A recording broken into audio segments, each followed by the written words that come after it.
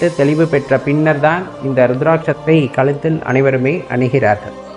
சில பேருக்கு இயற்கையாகவே இதன் மீது ஒரு ஈர்ப்பு வந்து விடுகிறது, அதனால் அணிந்து கொள்கிறார்கள்.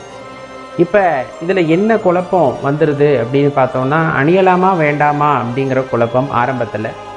அணியலாம் அப்படிங்கிறது நமக்கு தெளிவாக தெரிந்ததுக்கு அப்புறமா அணிகிறாங்க. பொதுவாக 5 முக ருத்ராட்சம் அனைவருமே அணியலாம் அப்படிங்கிற அந்த தெளிவு வந்துருச்சுன்னா அனைவருமே அணிந்து கொள்கிறார்கள். ஏன்னா எல்லாத்துக்குமே சிவன் மீது ஒரு அந்த அன்பு, பற்று, இன்னும் சொல்லப்போனால் பக்தி இதெல்லாம் நிறைய இருப்பதன் காரணமாக இறைவனின் பெயரை சொல்லி அதை அணிந்து கொள்கிறார்கள். இப்போ இது அணிவதிலெல்லாம் பிரச்சனை இல்லை.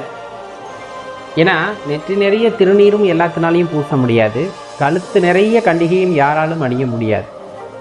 யார் ஒருவருக்கு இறைவனின் அருள் இருந்து பூர்வ ஜென்மா கர்மா தொடர்பு இருக்கிறதோ, நல்ல பல புண்ணியங்களை செய்து சிவ புண்ணியங்களை சேர்த்து வைத்தவர்களால் தான் இந்த ஜென்மாவிலே அந்த ருத்ராட்சம் அப்படிங்கிறத கழுத்தில்